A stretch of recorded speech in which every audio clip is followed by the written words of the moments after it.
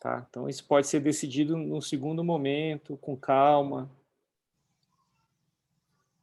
Sim, eu acho que foi bem respondido. Muito obrigado, professor. Ok. Então, mas daí a última pergunta era, e depois que se eu entrar, o que que Isso. acontece? Aí o que acontece depois de você entrar é isso, é você escolher um orientador, orientadora, e aí esse seu primeiro contato científico no mestrado vai ser dentro de uma linha de pesquisa daquela pessoa. Uhum. E aí o prazo de defesa do mestrado é 2 anos. Então, durante esses 2 anos, o aluno vai ter essa experiência dentro da linha daquela pessoa que ela está trabalhando no mestrado. Terminado o mestrado, já vai ter uma outra visão de mundo já a visão é um pouco diferente já, né, Ana? Você já começa a ver as coisas com outros olhos e aí, nesse momento, você pode fazer outra escolha. Olha, agora para o meu doutorado eu quero trabalhar em outra área. E é o momento de mudar. Ou eu quero ir para fora do Brasil, quero fazer doutorado fora do Brasil. Então, esse é o momento. Então, final do doutorado, mestrado, começo do doutorado é a hora que você muda de área, muda de lugar, ou não, ou fala, ou pensa, não, é o que eu quero mesmo, é essa linha, eu vou continuar onde eu estou. Então, esses 2 anos do mestrado é tipo um test drive. E é útil para isso, na verdade. Tudo Então, certo, assim, professor. essa é a minha visão geral das Uhum. suas perguntas, né? Eu acho que já está disponível no site do programa as datas da próxima seleção de mestrado. Acho que já deve estar. Que eu sei Então, que já, agora deve ser já tá março. assim, pessoal, até eles mandaram no grupo que a gente tem, que a gente fez, e já tô por dentro do assunto do processo de seleção mesmo, mas era essa dúvida de como é Conversar que vai sobre, né? isso. Ok. É isso.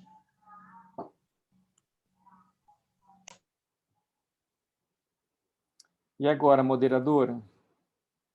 Você quer passar a pergunta e depois, se quiser apresentar o pessoal, se quiser se apresentar. Eu tava falando com o microfone desligado, porque teve o pico de energia aqui, ele voltou no mudo. A Sabrina ela tinha perguntado se existe alguma linha de pesquisa que relaciona endócrino com nano. Nano, tipo, materiais? Nano o quê? Ela não especificou qual que é o nano, Paulo. É Paulo, Paula ou é Sabrina? Aí eu confundi o Paulo com a Sabrina, calma. Paulo, você está ouvindo a gente?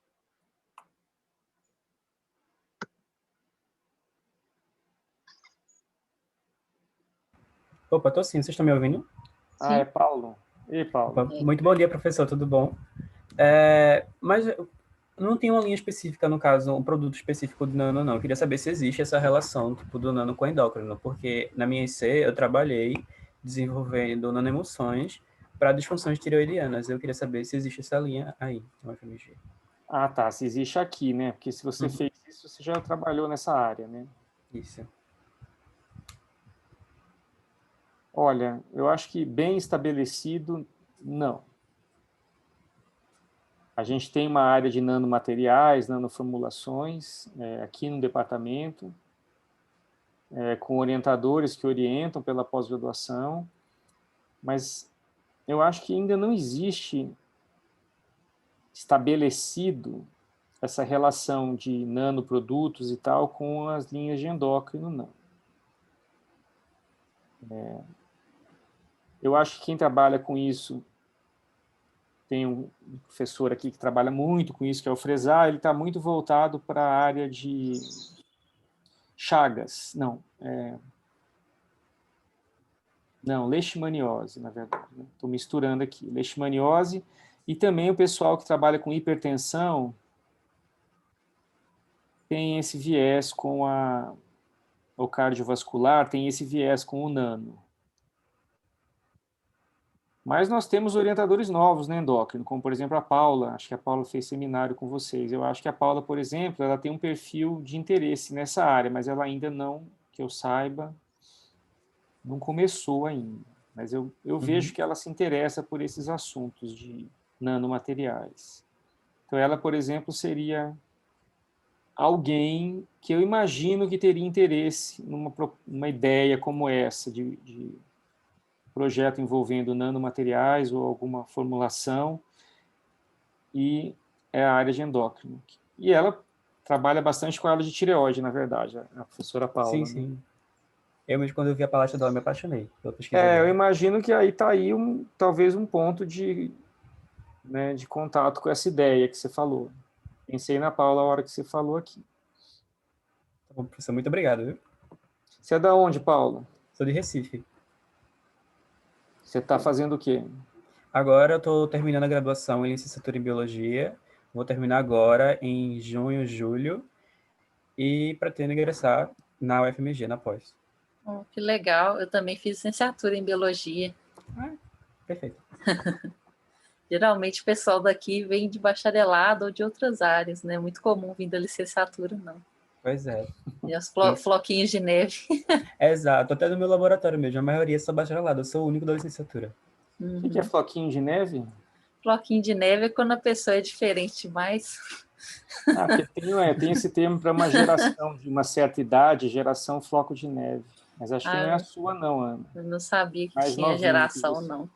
Tem os apelidinhos das gerações. Entendi. Você já deu aula durante o seu curso? Você já lecionou? Já sim, eu sou professor voluntário de um pré-vestibular e sou monitor de um outro pré-vestibular particular. Ah, entendi. Legal. Obrigado. Como eu disse, então, mas só que se você tem interesse em vir para cá, aí você tem que pensar numa seleção no segundo semestre, né?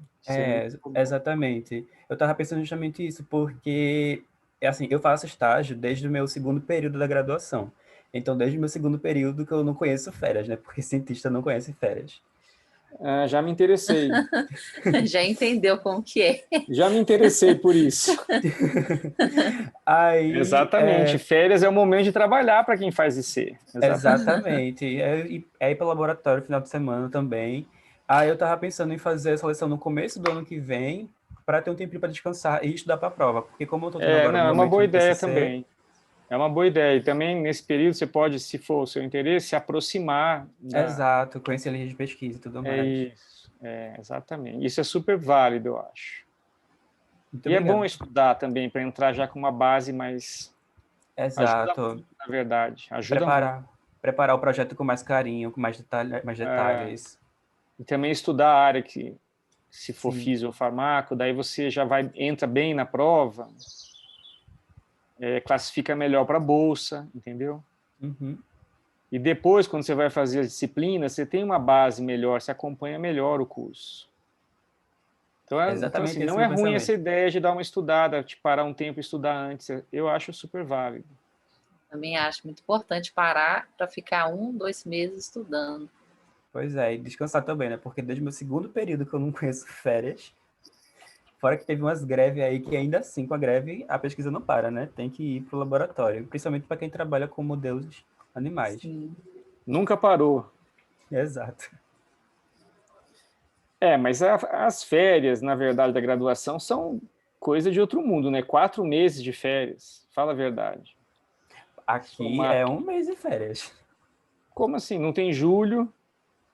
Professor, é porque assim, como eu faço Depois tem estágio dezembro, janeiro e fevereiro, 4 meses. Mas, professor, eu faço estágio desde meu segundo período, então, para mim, férias era 1 mês.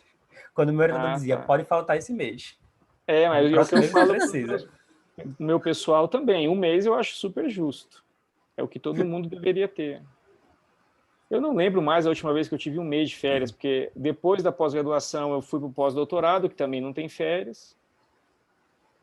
E depois eu virei professor, aí que eu não tenho férias mesmo, porque eu vou de férias levando tese para corrigir, trabalho para corrigir, relatório para entregar. Aí acaba Sempre que, tem alguma coisa. sei lá, minhas filhas acham que eu nunca tive férias na minha vida. Mas não me incomoda tanto, porque eu não estou reclamando não, porque essa é uma coisa da carreira acadêmica, na verdade. Se você gosta mesmo, você sabe lidar com isso de uma forma meio visceral, assim. Exato. Então, você tenta, lógico, descansar, mas ao mesmo tempo, eu não preciso descansar o dia inteiro. Eu posso pegar um tempo do meu dia aqui para ler essa tese da Ana aqui, né, Ana? Sei lá, ou de alguém. Sempre algum outro Então, trabalho que assim, a gente te quando dá. eu estou de férias, eu não trabalho 8 horas por dia, nem... Às vezes eu trabalho mais quando eu estou trabalhando. Mas eu pego, sei lá, 3 horas do meu dia ali, faço alguma coisinha, entendeu? Hoje, né? Hoje. Quando eu estava na sua fase, eu ia para o laboratório mesmo. Fazer andar, né? E é bom. É super bom, porque época de férias o laboratório está vazio, às vezes não tem ninguém, você consegue trabalhar melhor. Entendeu? Exato. E é Não uma coisa não tem que impressionante. competir para usar a bancada. Exato. E é uma coisa impressionante porque, por exemplo, na linha de pesquisa do meu laboratório, que é com zebrafish, os peixes sempre reproduziam melhor durante as férias. Deve ser menos estressante para eles, né? Pois é, por conta da Menos movimentação do movimento. laboratório. Não, a gente sabe que estresse inibe a fertilidade, isso é bem conhecido. Não sei para o zebrafish, eu nunca trabalhei com peixe. E Nime também, professor. Mas eu acho que isso é meio que um conceito geral, né? Só reproduz quando está tudo bacana. Se tiver alguma coisa errada, não... principalmente as fêmeas, né? O macho meio que não tem tanto isso, mas tem também. Mas aí se a fêmea não reproduz, ninguém reproduz. Exato. A Priscila tem dúvida, mas a Ana Flávia também tem. Acho que vou deixar a Priscila aí primeiro, que ela levantou a Qual mão que aqui. era aquela que anterior que você tinha falado? Não, já respondeu. A anterior era da linha de endócrino com nano, já foi Essa respondido. então. É que você falou que era outra pessoa, então. Eu confundi os nomes. Priscila, você gostaria de perguntar?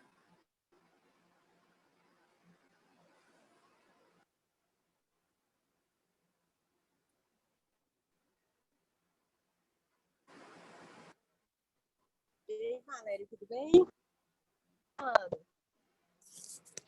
Você consegue também?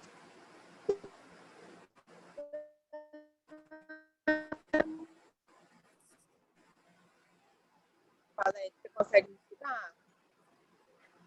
Eu estou ouvindo. Pode falar, Acho que tem Priscila. alguém com o microfone ligado, mas sem intenção. Não sei. É, a Priscila. É? Então vocês estão me ouvindo. Oi, professor Rafael, bom dia. Bom dia. Agora sim. Bom dia. Eu estava querendo assim, uma orientação de vocês, né? Eu já tenho 10 anos de formada. Eu não sei se eu consegui ativar o microfone, tá? Vocês estão me escutando bem? A gente está escutando com algumas falhas, mas dá para ouvir. Posso falar? Pode. Professor, eu queria uma orientação de vocês. Eu tenho. Só que eu sempre gostei muito dessa área acadêmica, né, de fazer um mestrado. Eu gostaria de, assim, de uma orientação, como que eu posso dar meus primeiros. Está cortando, né, Ana? Deu uma cortada. Eu entendi Mas parcialmente. ela disse que tem 10 anos de formada e gostaria de ir para a área acadêmica no mestrado. Isso que eu entendi. Então, mas eu acho, Priscila, que o que eu teria para te dizer é exatamente o que eu respondi para o Carlos. Do ponto de vista da nossa pós-graduação, o procedimento é sempre o mesmo, não importa o tempo de formado, não importa. Não faz diferença. É bem aquilo que eu estava comentando no começo. Não sei se você está me ouvindo agora.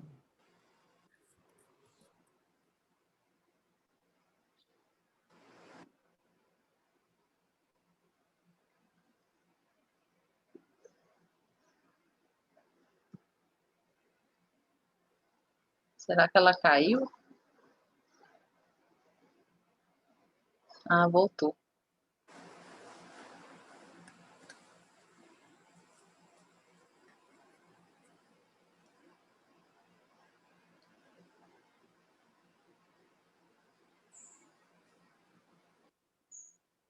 Então, a próxima pergunta é da Ana Flávia. Vocês já pesquisaram alguma coisa sobre ovário policístico e cronobiologia? Não, Ainda não, né? não.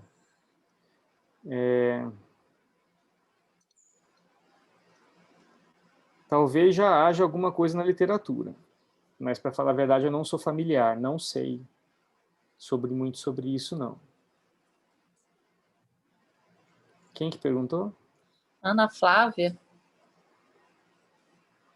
Ana, por que você está com essa ideia? Da onde você...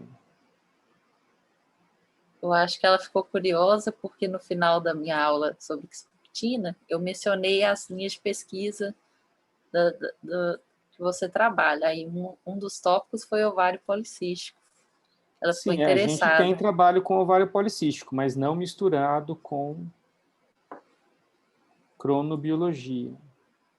Qual estudo vocês têm sobre ovário policístico? Ela perguntou agora. Eu tenho os estudos mais antigos envolvendo estresse e ovário policístico em ratas. Então, o estresse também induz ovário policístico.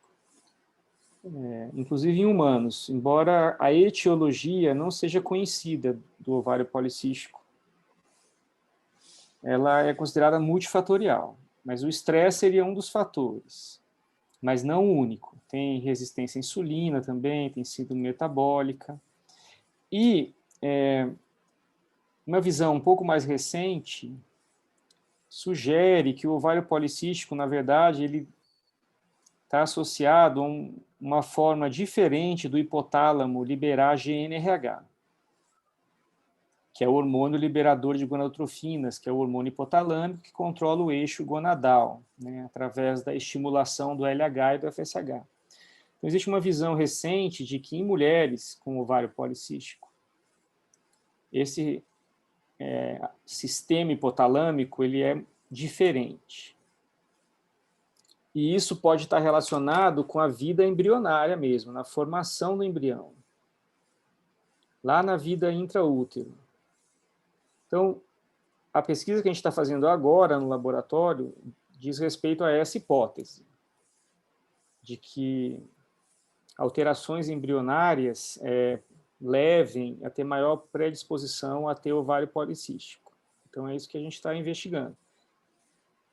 No nosso caso, particularmente, a gente quer saber se essas alterações embrionárias estão relacionadas à alteração dos neurônios hipotalâmicos que produzem quispeptina, que é um dos focos do nosso laboratório. Então, no momento, com o ovário policístico, a gente está investigando isso, alterações embrionárias dos neurônios produtores de quispeptina. No momento, né? Não sei como a cronobiologia entraria nisso. Nas visões mais atuais de ovário policístico, não tem tanto essa ideia de alterações cronobiológicas, mas não quer dizer que não possa ser estudado.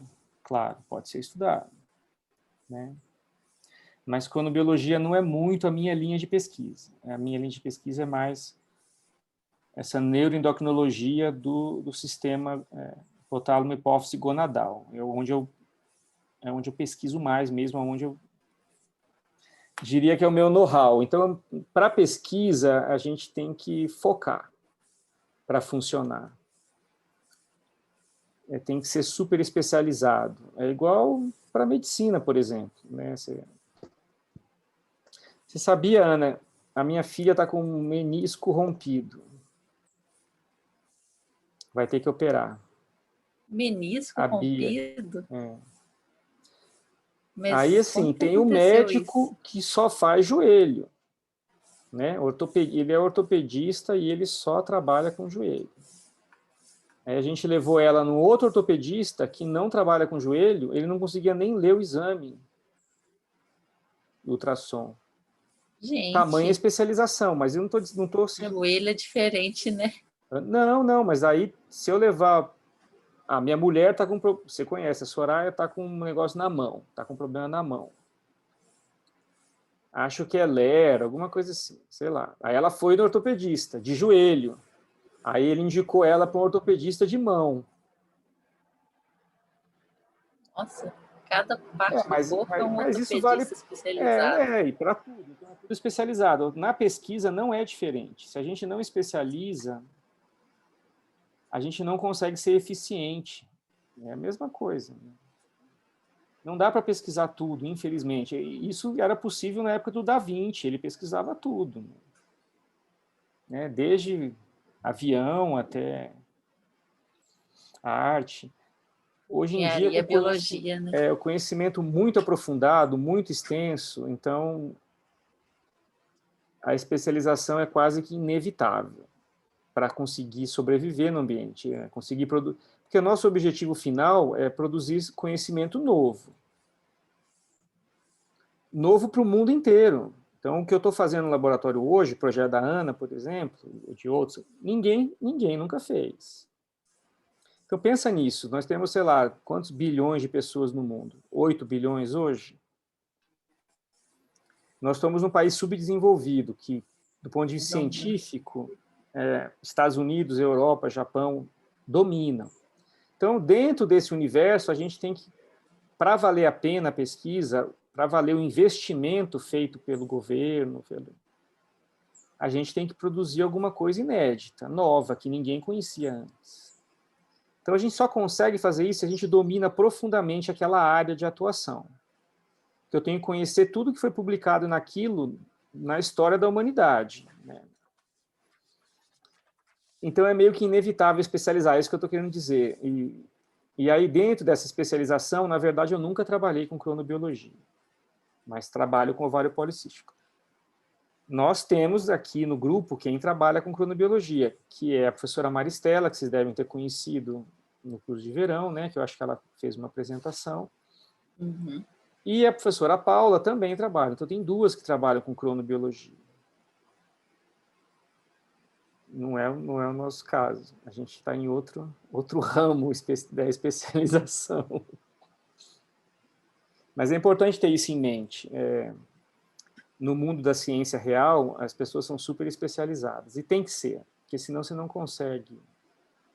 Agora, na hora que eu vou transmitir isso para o grande público, aí o exercício embora faça uma coisa especializada, o exercício é traduzir aquilo para as pessoas entenderem como parte da vida cotidiana, né? E é importante fazer essa tradução. Né? Agora, em tempos de Covid, isso tem sido feito com maior intensidade, eu acho, na mídia, né? A gente está mais preocupado em reforçar a importância da E ciência. que as pessoas entendam, né, qual que são os pilares da ciência, né, interpretação, etc. Gente, antes da pandemia, eu nunca ouvi ninguém falar, recebi um áudio de um biólogo no meu telefone. Depois, várias pessoas, recebi um vídeo de um biólogo, um áudio de um biólogo, um áudio do virologista. As pessoas estão mais próximas da ciência mesmo. Então na televisão, comentando, a gente tem, né, as pessoas que se especializaram nessa... Também é uma especialização, essa transição, essa ponte entre ciência e mídia, digamos assim. E elas agora estão aparecendo muito na mídia. E é importante, né? Então também é um ramo, né? Digamos assim.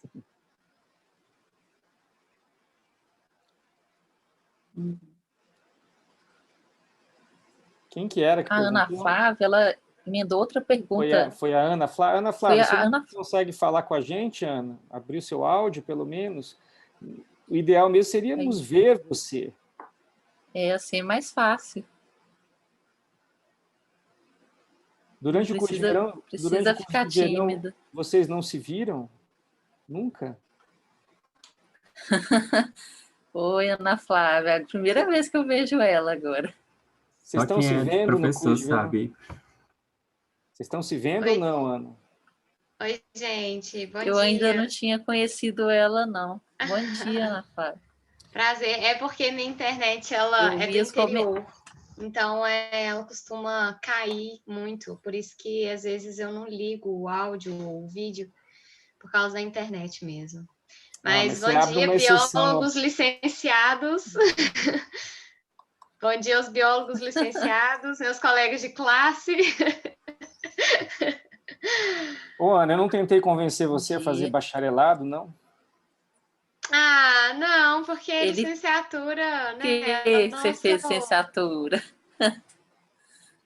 Mas eu Licenciatura fazia também licenciatura no... bacharel.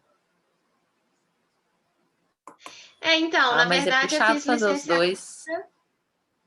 Porque, Com vamos deixar, certeza. Ana, pode Eu falar. fiz licenciatura em...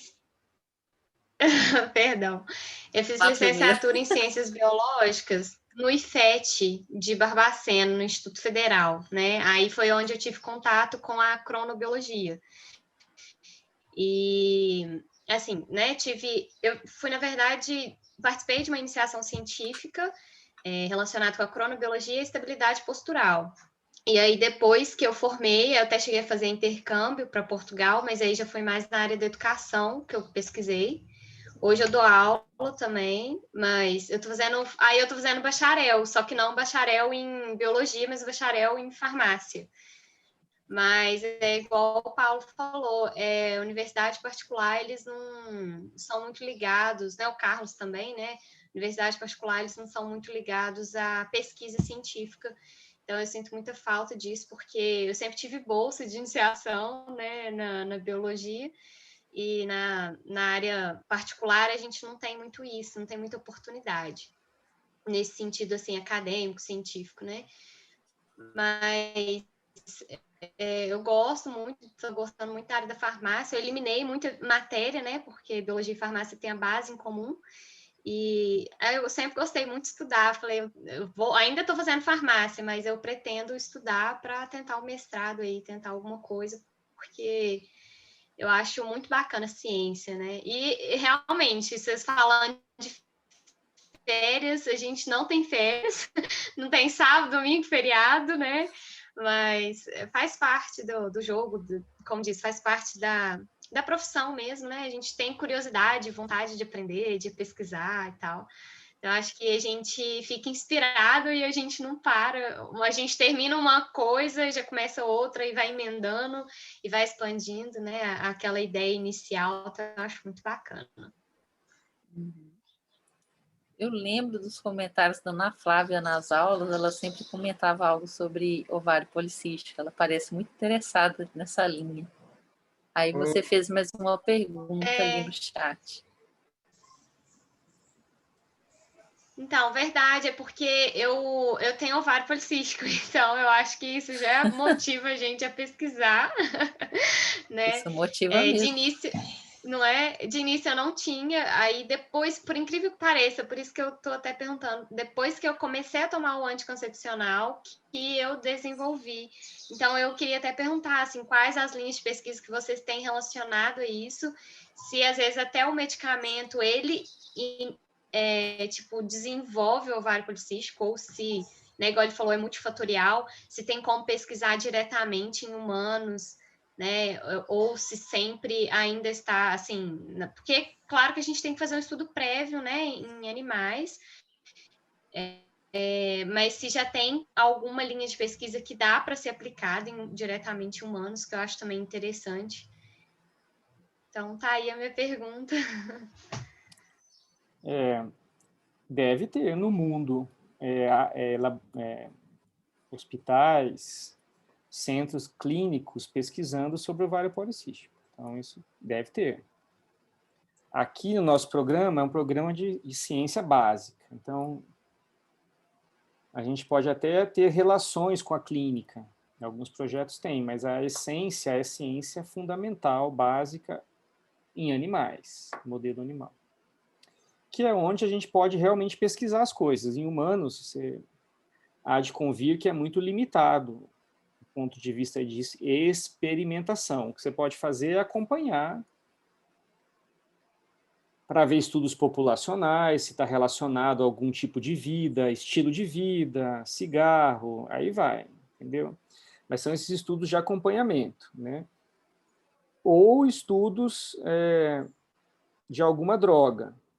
No caso do Covid agora está aí na mídia, né, para testar se funciona. Mas existem muitos estudos de trials em mulheres que envolvem contraceptivos e terapia de reposição hormonal. Isso daí é muito estudado em humanos. São estudos gigantes que envolvem milhares de mulheres em diferentes países ou em diferentes estados. Tem estudos europeus, tem estudos americanos, e esse é um tema interessante. E posso te dizer que eu acho que não tem nenhuma relação entre contraceptivo e ovário policístico. Nenhuma. Nenhum desses Nenhuma estudos... relação de controle ou de tratamento? Não, eu digo, o que eu digo de não ter relação é de contraceptivos induzirem ovário policístico. Não existe Sim. esse link. Pelo contrário, o tratamento que se tem hoje para ovário policístico é contraceptivo. Então, provavelmente você observou o cisto numa parada do contraceptivo, não foi? Não durante o uso do contraceptivo. Porque esse é o tratamento para ovário policístico. Às vezes foi casual também, né? Por acaso aconteceu de você ter descoberto quando você estava tomando hormônio. Mas durante o uso do contraceptivo, o cisto ele fica bem bloqueado, entendeu? Você quer falar sobre isso? Eu não sei. Se você quiser, se não quiser... A minha experiência própria tem sido isso mesmo. O tratamento hormonal tem ajudado a controlar o meu cistos no ovário. Nunca mais eu tive dor desde que comecei a tratar. Mas aí varia, caso a caso. Né? Não, nesse caso não varia. O uso de contraceptivo reduz o cisto. Isso é o tratamento, entendeu? Porque não tem um tratamento verdadeiro para o ovário policístico. Você não trata a causa. O que você trata é a alteração, que é um aumento do LH que induz o cisto. Então, o contraceptivo ele bloqueia o LH, que é o efeito dele, e isso tende a reduzir os cistos. Então, quando você observou, Ana, eu falei agora, Ana Flávia, pode ser que foi a época da vida que é onde eles aparecem mais, que é essa época da juventude, próxima de entrar na faculdade, é quando os ovários policísticos mais aparecem. Não sei se foi... E aí coincidiu, não sei se é isso, só aqui pensando. Pré-vestibular ou pré-ENEM é uma época de alto índice de... E aí o pessoal associa com estresse, na verdade, desencadeando, ajudando a desencadear o ovário policístico. E o estresse não é uma coisa assim etérea. O estresse, na verdade, reflete numa ativação simpática, né, que vocês conhecem. E esses ovários, o ovário ele tem inervação simpática. Os folículos têm inervação simpática. Então, acredita-se que o maior aporte simpático que aumenta no estresse, facilite a formação do cisto, entendeu? Essa é a ideia do estresse interferir no ovário policístico. Mas não é a causa principal, mas ele pode potencializar, entendeu? O aparecimento do cisto, o estresse. Então, é bem comum em vestibulandas, que antes tinha vestibular, agora eu diria que é quem faz ENEM, que é o mais comum. Ou alguma outra fase da vida que aconteça um estímulo estressante. Mas, às vezes, não tem nem estresse, não tem nada, só tem a natureza do organismo da pessoa. É isso que eu acho que é a hipótese mais ampla hoje. Dessa alteração funcional do hipotálamo. Mas, não se sinta mal, porque o ovário policístico é a doença endócrina feminina mais comum, de longe. Todo mundo conhece alguém que tem ou teve ovário policístico. Eu acho que só perde para diabetes como doença endócrina mais... Mas é passageiro?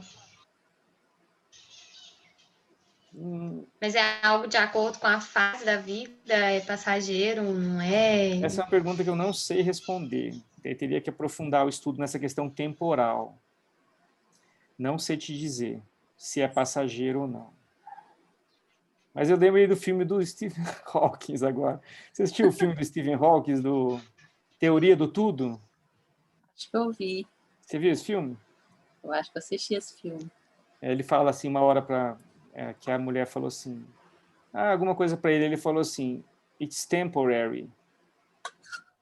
Dependendo de qual relativo, né? Essencialmente tudo é temporary, na verdade. Né? Mas eu não sei a resposta oficial para essa pergunta. teria que envolver o tratamento das causas, da origem, né? Se você consegue resolver a origem, o problema desaparece. Mas a questão do ovário policístico é que a origem não é bem entendida. Então, o pessoal controla com o contraceptivo. Aí, quando quer ter filho, para de tomar, e aí, né, como eu digo, treina para produzir os babies. Fico achando meio complicado isso, porque quando a mulher tem ovário policístico, é muito provável que as filhas dela também vão ter, certo? Tem caráter hereditário também. Aparentemente tem, sim. Aí eu fico pensando, a mulher sabe que ela tem ovário policístico, ela escolhe engravidar e ainda tem a chance de ter uma filha menina. Fico pensando nessas coisas também, porque minha irmã ela teve um menino agora. E se tivesse nascido menina? Mas não sei se é tão forte assim. Eu acho que tem um caráter, mas será? Não acho que é. Não sei. Não é considerado assim tão determinante, eu acho. Eu, por exemplo, eu desliguei o vídeo, gente, porque minha internet está instável. Mas, então, a minha família não tem histórico de ovário policístico. Nem minha mãe, nem minha avó, assim, eu acredito que nem minhas tias. Então, assim, o fator genético geralmente é um fator, né, te dá uma predisposição, mas eu acho que ele intervém muito pouco, né, assim, relativamente em relação aos outros fatores. Então, se, tipo assim, sei lá, 5% ou 10% seja genético, mas a maior parte das doenças que a gente desenvolve entra naquela ideia do epigenética, né? Então, tanto diabetes, hipertensão e tal, você pode ter ali um fator genético que te ajuda, mas a maioria é epigenético mesmo. Não sei, imagino que para o ovário policístico seja assim também. Não sei também se seria epigenético. Na verdade, a gente não sabe isso, eu acho. Porque epigenético significa que teve alguma metilação no DNA, né? Porque epigenético é alguma coisa por cima do DNA que impede ele de expressar alguns genes ou expressar mais genes.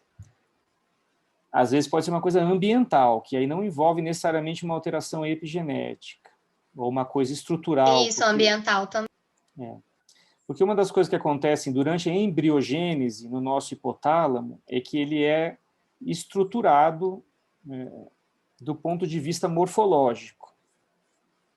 E essa estrutura hipotalâmica que se estabelece na embriogênese, dizem que em humanos até 2 anos de idade, ela acaba determinando o padrão de produção hormonal na vida adulta. E isso nem é epigenético, isso é estrutural. É tipo de sinapse, tipo de conexões neurais, forma um tipo de rede que vai determinar um padrão hormonal na vida adulta. Isso seria organizacional para o nosso hipotálamo.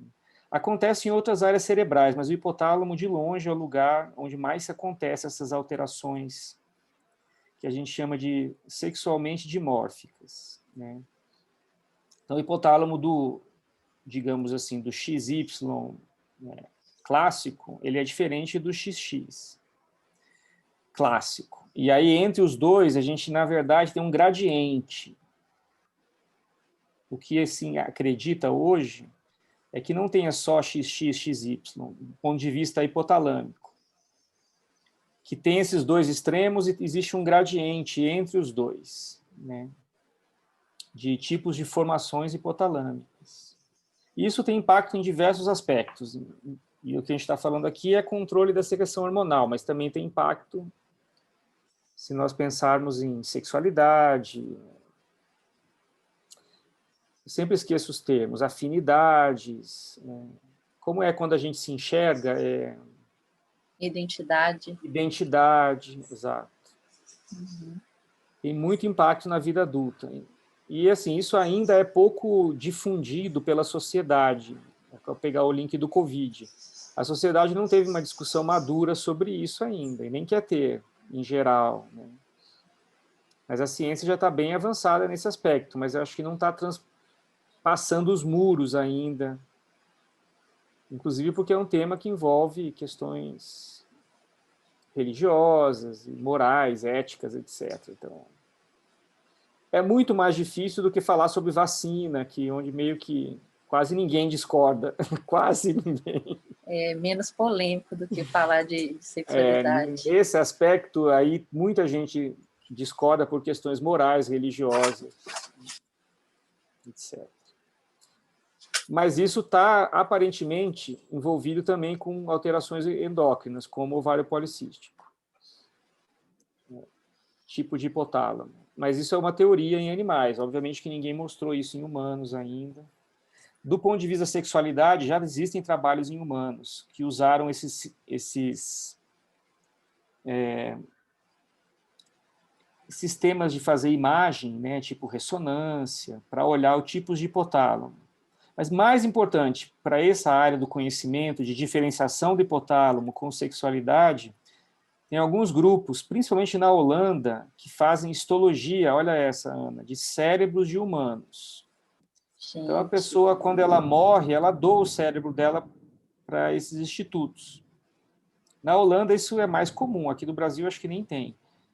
E aí eles fazem um monte de corte lá no cérebro e fazem histologia, fazem imunohistoquímica. E aí tem vários estudos comparando cérebro de hétero com homo, bi, transgêneros, etc.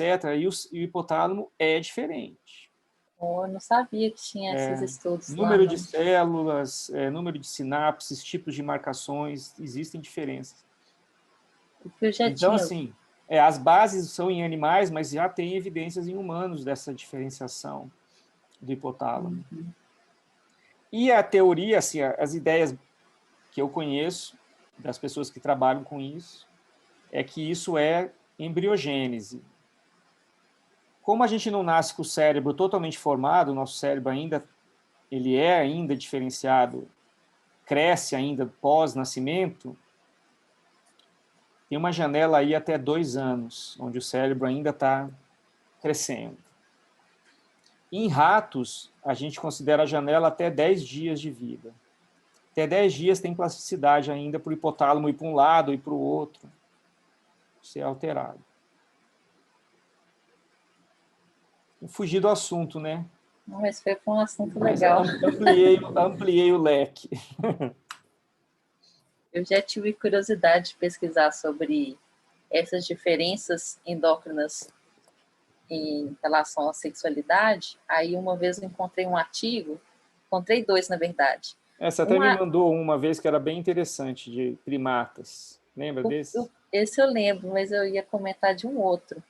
Um deles, ele mostrava, fazia um estudo populacional, media os hormônios circulantes e comparava mulheres lésbicas com mulheres hétero. Aí eles encontraram que tinha uma diferença de alguns andrógenos.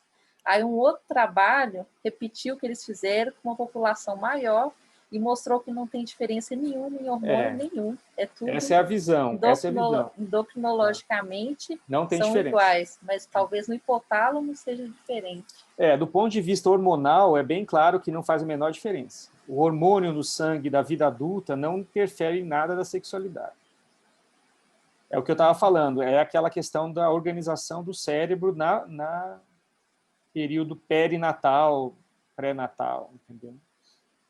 Então, esse segundo estudo provavelmente é o mais confiável. O primeiro é que, assim, na literatura tem isso mesmo, tem ideias conflitantes, sim. Mas é isso que é o legal da ciência, porque um estudo tem que comprovar o outro, e as ideias que vão se solidificando são aquelas que são observadas em diferentes estudos. Se autocomprovam, eventualmente tem um estudo que mostra uma coisa incrível, ou não, só que se ninguém mais conseguir observar aquilo, com o tempo, aquele estudo passa a ser desconsiderado. Relevante, né?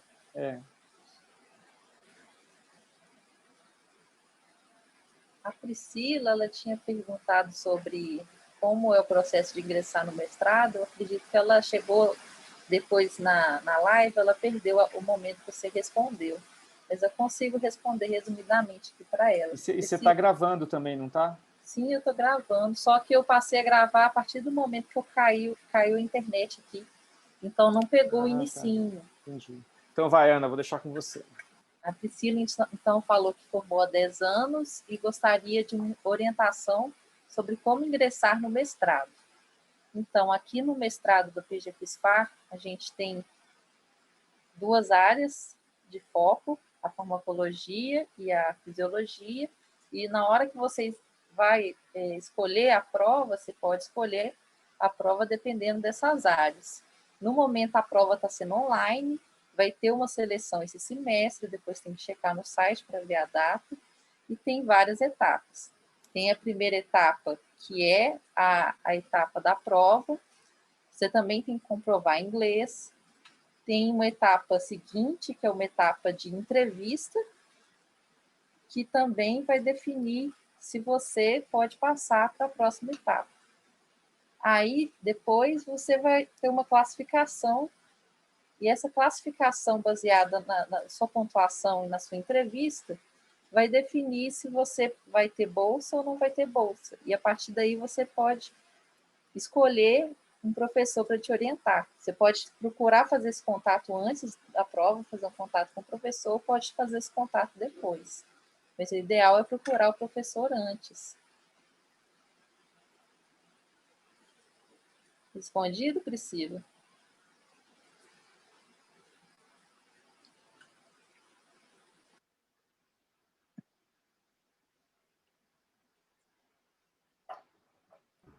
Ana, com licença, tu pode me tirar uma dúvida com relação à prova de inglês?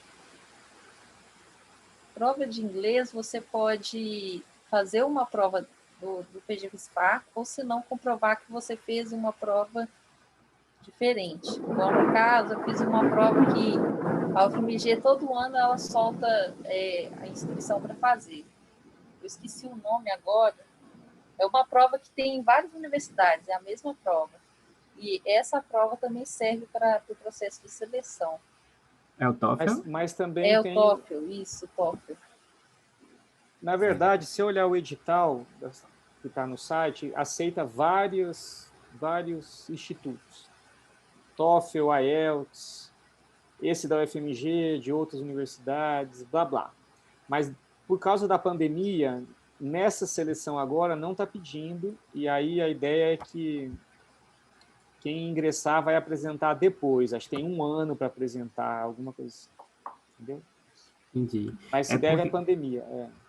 É porque eu estava na dúvida com relação a isso, porque eu fiz o curso de inglês, eu estou no último nível, na verdade, e aí eu estava pensando se esse certificado do curso de inglês poderia servir para a prova, para comprovar o meu nível. Acho que não. Teria Tem que um ser um teste, entendeu? Não pode ser certificado de curso. Mas provavelmente a sua escola deve ter algum teste que ela recomenda, etc. Mas, de qualquer forma, para esse momento, não precisaria. Certo. E o mais fácil que tem, que o pessoal faz, é o da UFMG aqui. Então, você pode entregar depois, então você pode fazer aqui e entregar. Entendi. Obrigado, professor. Mas Obrigado, o Ana. comprovante de que você fez o curso, ou o nível que você está na escola, isso, no geral, nenhum lugar aceita, porque tem muita variabilidade. Então, é mais baseado em prova mesmo, de proficiência, testes de proficiência. Né?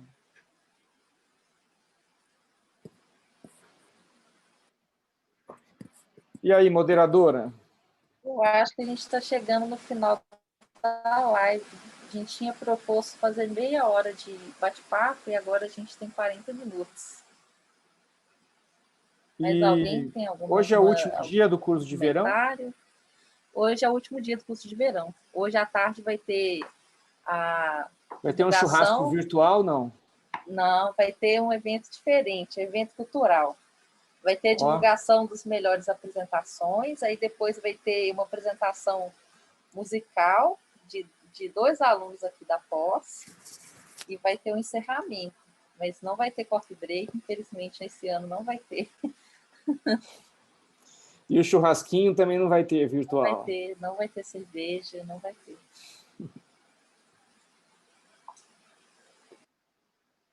É isso aí, mas é o que dá, é o que tem, né?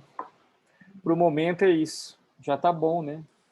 Para as condições atuais. Nossa, o pessoal está gostando do curso, a gente também está com a experiência de organizar. muito foi de muito aprendizado.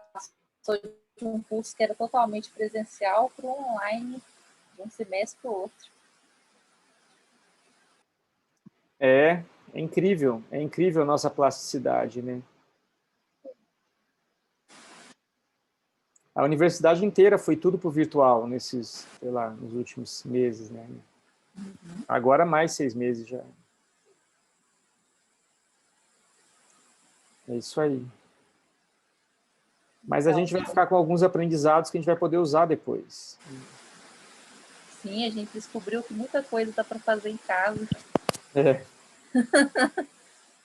Muita reunião dá para ter em casa. Exatamente. Então, gente, nós ficamos por aqui.